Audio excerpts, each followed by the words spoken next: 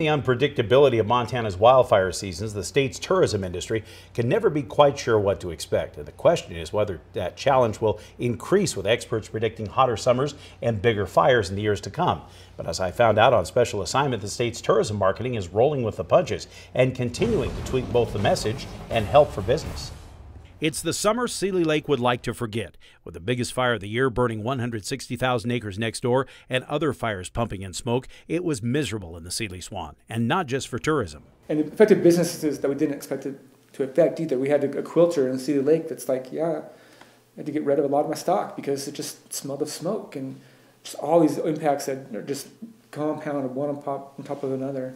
It affected not only the tourists but also the Montanans spending money in their communities and neighboring communities as well, which is a big piece of Montana summer and Montana's summer spending. Researchers estimate more than 800,000 visitors didn't come to Montana last year, with the state losing as much as $250 million. Yet there was a silver lining in all those clouds of smoke.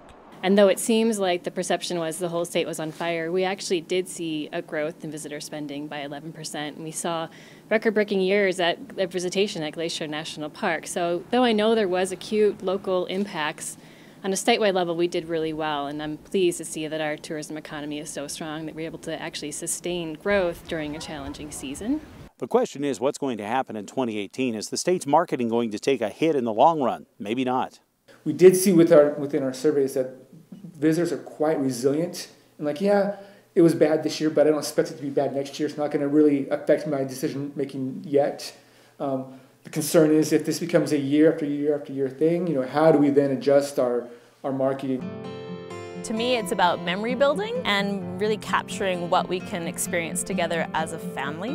That's where the age of big data makes a difference, and the Commerce Department is all about using the research and staying nimble. We've switched more to digital behavioral demographic sort of targeting, which gives us the luxury that when something pops up like this, we can turn off certain ads, turn on different ones, target different people in different areas.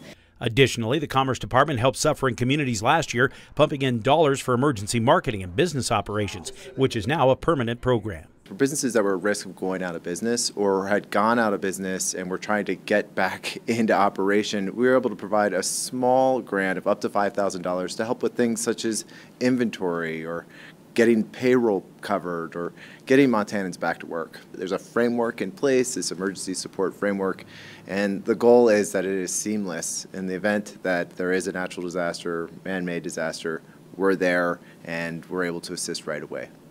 While the 2017 numbers are worrisome, Pillay says Montana has a long history of adapting. Well, whether it's a fire season or changes in gas prices or we have a low snow year, we are always dealing with variables that are out of our control. So no matter what the season is or what the variable that's being thrown at us, we're constantly monitoring that and seeing what the impact is on our audience and adjusting our strategies and our targeting accordingly. And despite the fires, Montana continues to lead the way with both its tourism marketing. In fact, state officials are being consulted by other states like Washington right now. And if you run a business in one of our tourism-dependent communities and would like more information on assistance programs, we have that information on our website. Well, still ahead, Russ takes a closer look at the